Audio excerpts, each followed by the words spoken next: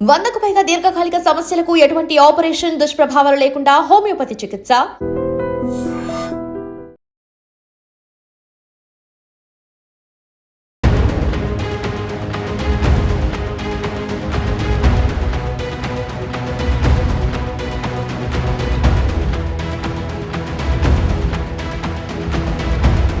గణేష్ నిమజ్జనాల సందర్భంగా జరుగుతున్నటువంటి కార్యక్రమాల్లో కొన్ని చోట్ల అపశృతి జరిగి విషాదకర ఘటనలుగా మారుతున్నాయి.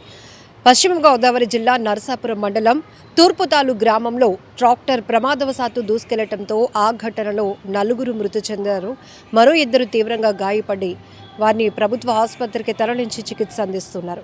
ఇక్కడ మళ్ళీ పాడేరులో మనం చూస్తే గనుక గణేష్ నిమజ్జనం సందర్భంగా ఊరేగింపు నిర్వహిస్తున్నారు. సాంప్రదాయ నృత్యాలతో దింస వేస్తున్నటువంటి భక్తులపైకి ఒక స్కార్పియో అతి వేగంగా దూసుకురావడంతో ఆ ఘటనలో మరో 2 చనిపోయినటువంటి పరిస్థితి ఉంది. సో హరిద్వార్లో నిన్న గణేష్ని నిమజ్జనం చేస్తూ ఉండగా నదిలోనికి గుప్తా అనే 38 సంవత్సరాల ఒక వ్యక్తి కొట్టుకుపోయాడు. ఆ కొట్టుకుపోతున్నటువంటి వ్యక్తిని కాపాడాలి అంటూ అక్కడ ఉన్న వాళ్ళు ఎంత గట్టిగా అరుపులు వేసినా కూడా ఇమీడియట్గా రక్షించలేనటువంటి పరిస్థితి. తర్వాత వాళ్ళు SDRF బృందాలకు సమాచారం ఇవ్వడంతో వాళ్ళు అక్కడికి చేరుకున్నారు.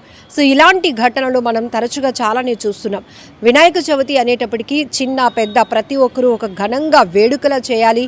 ఉన్న 10 రోజులు 20 రోజులు వేడుకను మాత్రం అత్యంత వైభవంగా నిర్వహించి తమ ప్రాంతానికే ఒక గ్రాండ్ ఈవెంట్ లాగా మార్చాలి, ఒక మంచి పేరు తీసుకురావాలి అనే కాన్సెప్ట్తో వినాయక చవితి ఉత్సవాల కోసం ఆర్గనైజర్స్ ముందు నుంచి చాలా ప్లాన్స్ అయితే వేస్తూ ఉంటారు. అలానే ప్రతిరోజు కూడా ఏదో ఒక కార్యక్రమాలు చేస్తూ అలాగనే పూజలు చేస్తూ భక్తుల్ని ఆకట్టుకోవాలనే కాన్సెప్ట్. సో దాంతోపాటు వెరైటీ వినాయకుల్ని ఏర్పాటు చేయాలి. అతి భారీ విగ్రహాలు ఏర్పాటు చేయడం ద్వారా అందరికీ మనం నోటెడ్ అవుతాం, అందరూ కూడా ఎక్కువగా వస్తూ ఉంటారు, మన ఆర్గనైజర్స్కి మంచి పేరు వస్తుందనే థీమ్. సో ఇది గత కొన్ని సంవత్సరాలుగా మనం చూస్తే వినాయక చవితి వేడుకల్లో చాలా వరకు పోటీతత్వం పెరుగుతోంది. ఆర్గనైజర్లు కూడా ముందు ఒక స్పెషల్ థీమ్ని, ఒక స్పెషల్ కాన్సెప్ట్ మనం ఇంట్రడ్యూస్ చేస్తున్నాం, యూనిక్ థాట్తో వెళ్తున్నాం అనే ఉద్దేశంతోనే నిర్వాహకులు ఈ కార్యక్రమాలన్నీ చేస్తున్నారు. అయితే భారీ విగ్రహాలు నిమజ్జనం సందర్భంగా జరుగుతున్న ఊరేగింపుల్లో కూడా అనేక ప్రాంతాల్లో అపశృతులు జరుగుతున్నాయి. పెద్ద పెద్ద విగ్రహాలను రోడ్లపైన తరలిస్తూ ఉన్నప్పుడు నిమజ్జనం కోసం భారీ చెట్లు తగులుకోవటం వల్ల ఆ విగ్రహాలు నేల కొరిగిపోతూ అపశృతులు జరుగుతున్నాయి. ఎంతోమంది భక్తుల మనోభావాలు దెబ్బతీస్తున్న పరిస్థితులు మనం చూస్తున్నాం.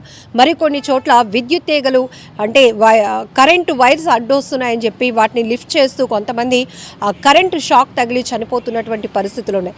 అలాగే ఈ నిమజ్జనం సందర్భంగా భారీ వాహనాలతో వెళ్తూ అలానే వినాయకుడి విగ్రహాన్ని తరలిస్తూ ఉన్నప్పుడు కూడా కరెంటు పోల్లు మీద పడుతున్నటువంటి పరిస్థితుల్లో కూడా కొంతమంది చనిపోతున్నారు.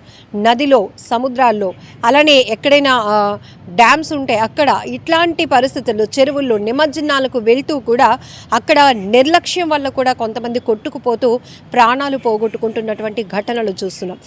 ఇక్కడ 2 ఇన్సిడెంట్లో పశ్చిమ గోదావరిలో జరిగినటువంటి తూర్పుతాలు గ్రామంలో జరిగినటువంటి ప్రమాదంలో నిమజ్జనం కోసం సిద్ధమైనటువంటి ఒక ట్రాక్టర్ భక్తుల మీదకు అలా దూసుకు వెళ్ళటం వల్ల అందులో 4 మృతి చెందారు.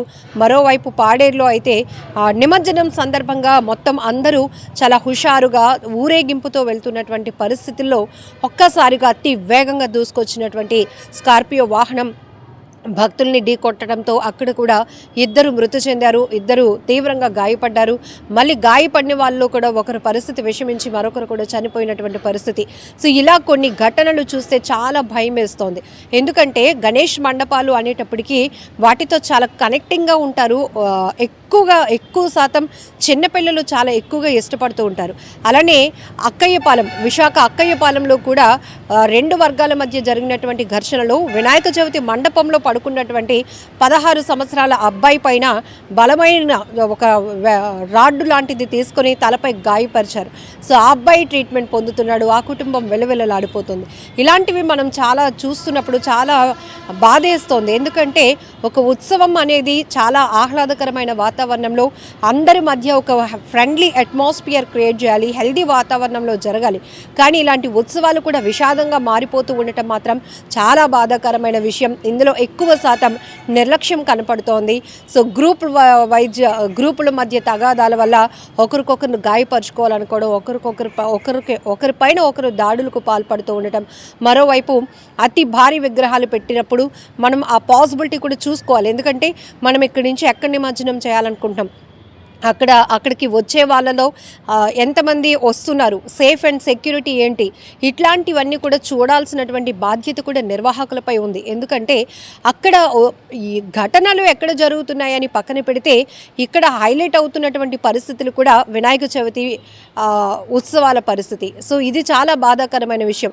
ఎక్కువ శాతం మనం గణేష్ నిమజ్జనాల వల్ల అక్కడ జరిగినటువంటి అపశృతి వల్ల ప్రమాదాలు జరుగుతున్నాయి, ప్రాణాలు పోతున్నాయని చెప్తున్నప్పుడు ఇది వేరే రకమైనటువంటి భావాలు ప్రతి ఒక్కరికి కనెక్ట్ అయ్యే అవకాశం ఉంటుంది. కాబట్టి ఇప్పటికైనా ఆర్గనైజర్స్, ఎందుకంటే ఇంకా ఈ నెల 21వ తేదీ వరకు కూడా గణేష్ నిమజ్జన ఉత్సవాలు జరగబోతున్నాయి. కాబట్టి కొంతమంది 9 రోజులు, 11 రోజులు, 21 రోజుల వరకు కూడా ఉత్సవాలు నిర్వహిస్తున్నారు. కాబట్టి ఏవైతే విషాదకర ఘటనలు జరిగాయో వాటిని దృష్టిలో పెట్టుకొని అయినా మీరు జాగ్రత్తగా ఉండి, సో అంతమందిని అలౌ చేయకుండా కొంతమంది చాలా పద్ధతిగా వెళ్ళి ఆ వినాయక విగ్రహానికి ఇన్ని రోజుల పాటు ఎలా అయితే ఘనమైన పూజలు చేశారో అంతే జాగ్రత్తగా నిమజ్జన కార్యక్రమాన్ని కూడా ముగించుకొని వస్తే గనక అది అందరికీ చాలా మంచిది.